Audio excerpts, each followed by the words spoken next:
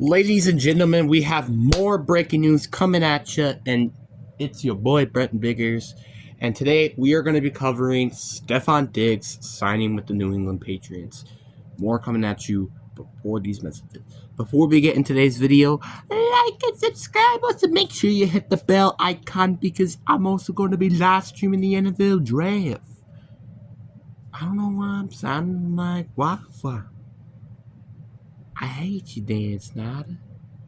I hate you. Only the real people would know what that reference is. True Packers fans, actually. But anyway, like and subscribe. We're on the road to getting the 550 subscribers. Trying to get 1,000 by the end of the year. But anyway, enough said. Let's get into today's video. So let's start off, obviously, with how big the contract is. Now you're like, okay, maybe it's a 1-year prove-it deal. I mean, after all, he just tore his ACL. Nope. Okay, well, that's weird. Is it going to just be a 2? Nope.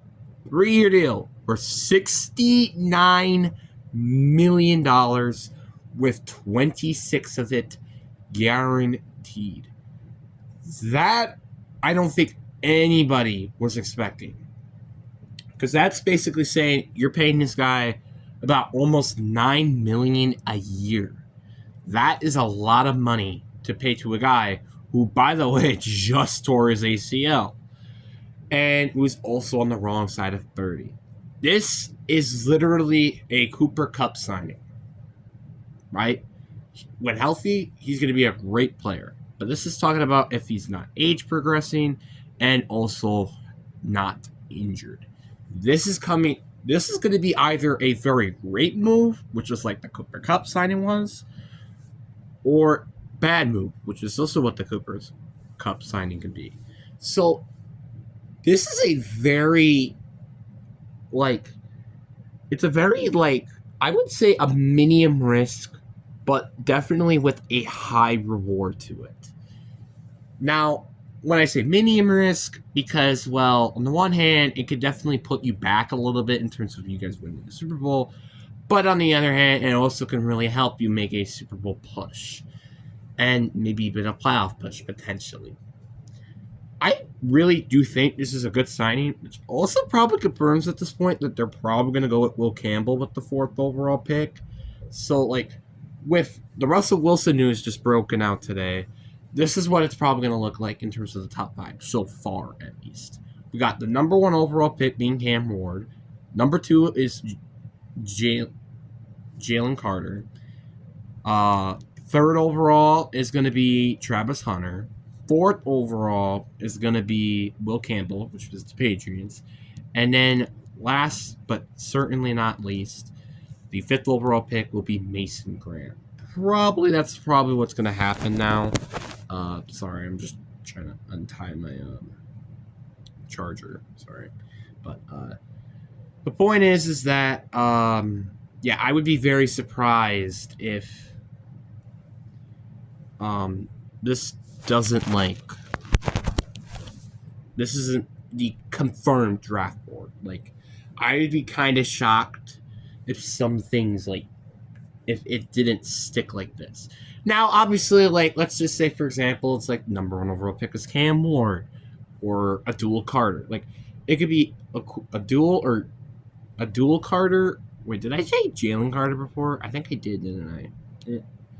But anyway, it could be a dual Carter or Cam Ward. Then number 2 would probably be most likely a dual Carter. But if not, probably Travis Hunter.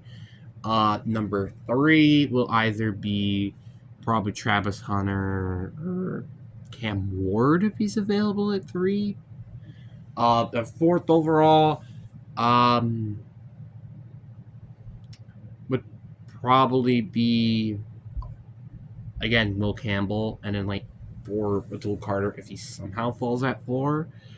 And then number 5, I still believe it's just going to be Mason Graham. So all of this is what the current draft board is looking like heading into the 2025 NFL draft. Obviously, this was a surprise April, and also there are still some decent players in free agency that have yet to be signed. So stay tuned for that. But it is going to be very interesting to see how all this ends up at the end. But yeah, but again, let's just talk about the Stephon Diggs deal. So obviously, again, I'm saying this. I'm going to say this: the Patriots, they're not going to get a wide receiver with the 4th overall pick, unless they decide to trade down, which has been kind of likely to happen. I just don't see this happening anytime soon now because, yes, they could trade down and maybe get Will Campbell, but no matter what, I think we all know they're going to get an offensive lineman with the 4th or just trading back with the NFL draft.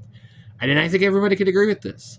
Now, would it make sense? Yeah, because, I mean, Will Campbell is a guard. Do you really want to draft a guard with the 4th overall pick? Probably not. I mean, yeah, even if Will Campbell is a great guard, if you're drafting a guard at 4, you're kind of hoping to get one of the best guards in the league. And I'm just kind of unsure if Will Campbell can exactly be that. Without a doubt, he's going to be a good guard, but is he going to be an all-time good guard? Like Quentin Nelson? That's a little bit maybe a no. And again, that's kind of where part of the problem with this draft class is. You don't really guarantee great players in this draft, but we also said the exact same thing basically with the 2022 draft. And, well, how did that end up? We got Sauce Gardner, even Rick Woolen, kind of, Brock Purdy, etc. Heck, even kind of Malik Willis, even, as well. What he's been doing with the Packers, But anyway, let's just continue with the Stephon Diggs stuff. But again, the one big major critique that I have with this signing is the money. The money, that's a lot of freaking money to pay someone who just tore his ACL last year. It would have been one thing if it's like, oh, okay, he did play the rest of the end of the year and he ended up playing really good. That would have been one thing. Another thing is expecting this player to do still really good after touring his ACL. It is not a good injury to go by, especially in your 30s out of anything. So this is going to be very, very weird and very interesting to see how this pans out. Not saying it is a bad thing, but there's a very high chance that this, or not high chance, maybe like a 50% chance that this can go pretty freaking bad. But also 50% chance that this could go really well, and maybe they might make it to the playoffs. Let's just say, let's look at a maybe kind of a biased-ish Patriots look for the 2025 season. Let's just say, for example, they fixed their offensive line with whatever their first-round pick was. Stephon Diggs does really well, and all their good free agency signings make their defense look really good as well. So let's say that. How good would this team be comparing to all the NFL teams? Let's look at it, shall we? The AFC West. I really hardly see them beating any team except the Raiders, I would say. The AFC North. Obviously, we can all agree that they're going to beat the Browns. The Steelers, I don't think so. The Bengals, I don't think so. And same thing with the Ravens. Then we got the AFC South, which this is where things get a little bit interesting. I think without a doubt, you're going to be beating the Jaguars. I think everybody can agree with this. Same thing with the Titans. I think the Colts as well.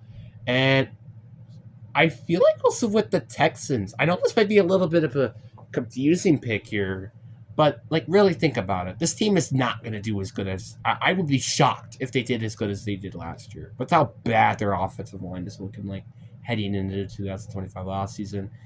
And, I mean, yeah, they don't have great pass rushers, but again, you could also get those in the draft.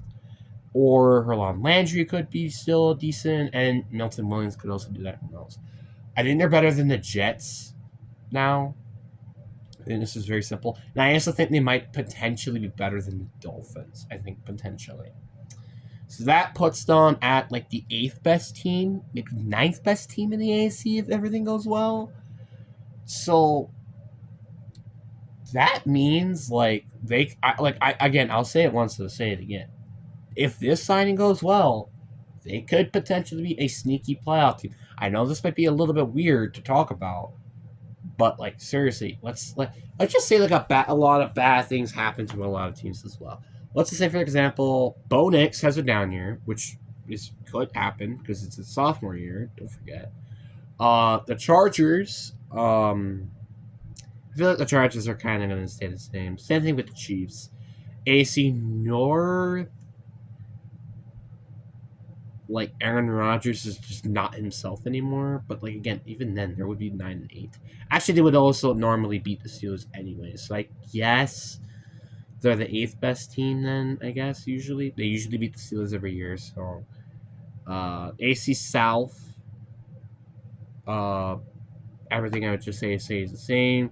AC East, the Dolphins, their defense just collapse, and the Bills. I feel like they're gonna be better than the Patriots, no matter what. I feel like everybody can agree with that. But so, like again, the point is, this team could potentially go in the playoffs. Is it gonna happen? I highly doubt that. But could they? I think so. I think there's a realistic thing that they could actually go into the postseason. But I think they're gonna probably be like a couple seats off the postseason. It's like eighth, ninth, maybe even the 10th seed. So I think it will compete for a playoff spot for most of the season, unlike not really at all. But I don't expect this team to do anything crazy this year. So yeah, that's it, guys. Hope you guys enjoy. Peace.